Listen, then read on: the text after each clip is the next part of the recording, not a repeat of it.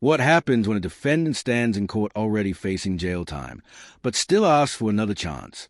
This case is not just about sentencing, it's about redemption versus reality. The defendant is dealing with multiple legal issues across different courts, including probation violations and additional charges. But instead of asking for a quick sentence and moving on, he's doing something unexpected. He's asking for probation and treatment. That tells us one thing right away.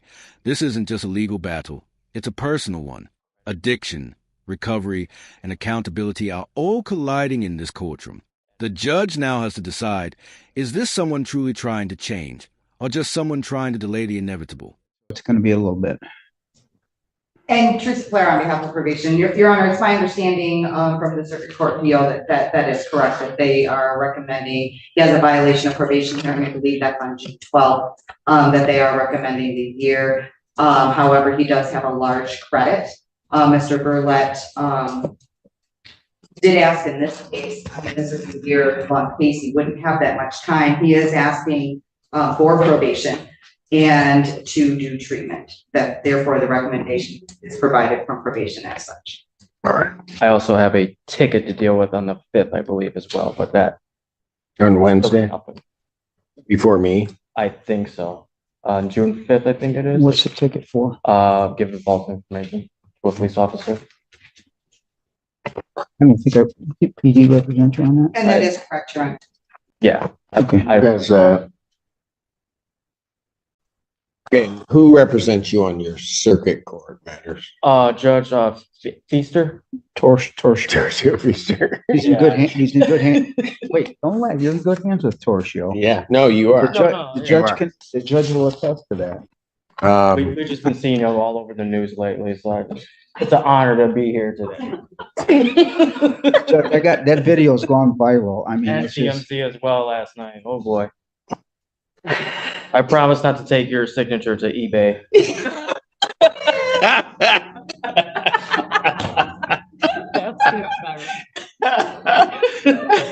This moment might feel lighthearted with jokes about viral videos and media attention, but don't let that distract you from what's really happening here. Beneath the humor, this is a serious sentencing hearing involving probation violations and substance abuse struggles. The judge's tone is interesting, relaxed on the surface, but still very much in control. This balance can sometimes signal that the judge is open to listening, but also carefully evaluating credibility. The defendant is about to speak, and this is critical. In cases like this, what a defendant says and how believable it sounds can significantly influence whether they receive leniency or stricter punishment. So pay close attention here. Does his story sound genuine to you, or does it raise more questions? Consideration that I really believe I needed to continue the structure.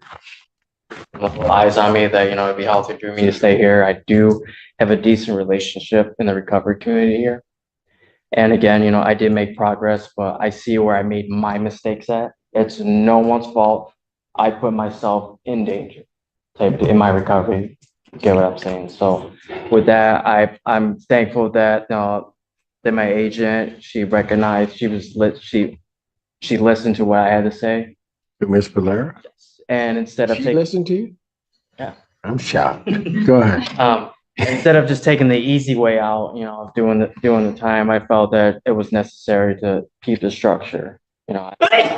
Bless you. Wow. I mean, God bless you. I felt the need that keeping that structure did help a lot, and I was hoping that you take into consideration that I would do the Don Farms program in jail and be released to a treatment again to home and new vision. They provided everything I need. I think he believes that if he gets sentenced today to that, he will move up on the list and he'll get into Dawn Farms a lot quicker. And I would, as well as hoping you could put me on the list for Don Farms. So you can get, okay. All right. And, okay. And I get it. Now, Mr. this is a Burlett, turning because what point you in the did case. is, The judge openly acknowledges I something guess with important. everything else The pending, defendant could have just knowing what taken your a jail sentence is sentence in and moved on, circuit, especially you with other probably cases could have pending. just said, But just instead, send me to he's time asking and for then I'll probation just and be treatment. done. In the And the very court's fact eyes, that you wanted that can probation signal a says something willingness to about you and change. where you And want to here's go. where things get So interesting. let's see if we can Instead try of to get you. immediately punishing, Okay. the judge chooses a structured second charge. On the DB This second include charge, probation, place you on probation for a financial period of penalties, 24 months. mandatory treatment programs, You are to pay mental health $655 assessments, fines and and court strict costs, behavioral conditions. $720 This probation isn't oversight freedom. fees. It's a I'm controlled going to opportunity. indicate The judge is essentially saying, as I'll give you a arranged by path forward, probation. I but you understand must the follow every request that you rule. made, Mr. The real Kilowald, question now is, can he actually handle that but responsibility, I'm just going to or will he indicate fall that's back to into be old arranged by patterns? probation. Ms. Polera, I don't have any issue with coming to the court. And once he's out, as he maintains his sobriety, lessening it over time. So you can earn your way out of those monies. How about that? Yes, sir. All And right. also with Home Division, when they provide the counseling stuff, they also provide drug testing. I already told her I will sign everything off so that way she will get information with no problems. I have no problem. I have no doubt that you're going to cooperate with us. Because you know what happens if you don't cooperate with me, right? See you back and hopefully not on Fox News with you. Man. No, it's okay. No, I deserved that. I deserved it. Anyways. There's to be no use of alcohol, recreational marijuana, or any illegal substance. You'll be subject to random testing as requested by probation. You're to complete a domestic violence program as directed by probation. Complete residential substance abuse treatment, including all aftercare recommendations with status reports to probation. You're to complete a mental health assessment, follow all treatment recommendations, including medication protocol. There's to be no contact with Jessica Rohan or Jennifer Johnson directly or indirectly. No going to the residence or employment of those individuals. You are not to assault, terrorize, frighten, intimidate, threaten, harass, molest, or stalk anyone. You are not to possess any weapons, firearms, ammunition, or anything fashioned to be a weapon. You are to report to probation as requested by probation, including any home visits. You're to comply with all circuit court orders. So the review hearing, that's to be held September 9th, 2024 at 1 p.m. I'll order 365 days in jail, credit 49 served. You remain in custody until direct release to residential treatment, and then the balance is suspended.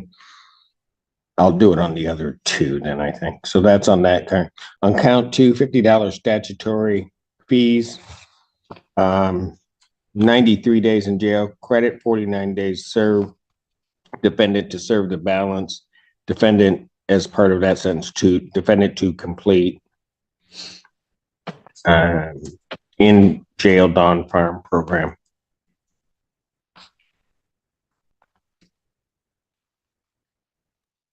On count three, the malicious destruction of a building less than $250 statutory fee, 93 days in jail, credit 49, defendant to serve the balance, and also on that count, defendant to serve the in jail or to complete the in jail Dawn Farm program. Judge, just a couple points of clarification. It sounds to me on count 1, on 2, and 3 that if he completes probation or is doing well, the probation department has discretion for fines and costs.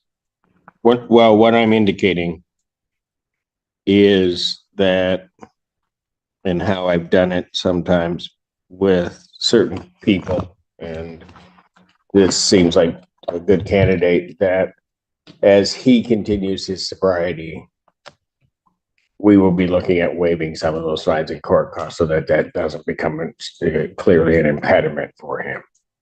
Okay, and the last question is on number 15.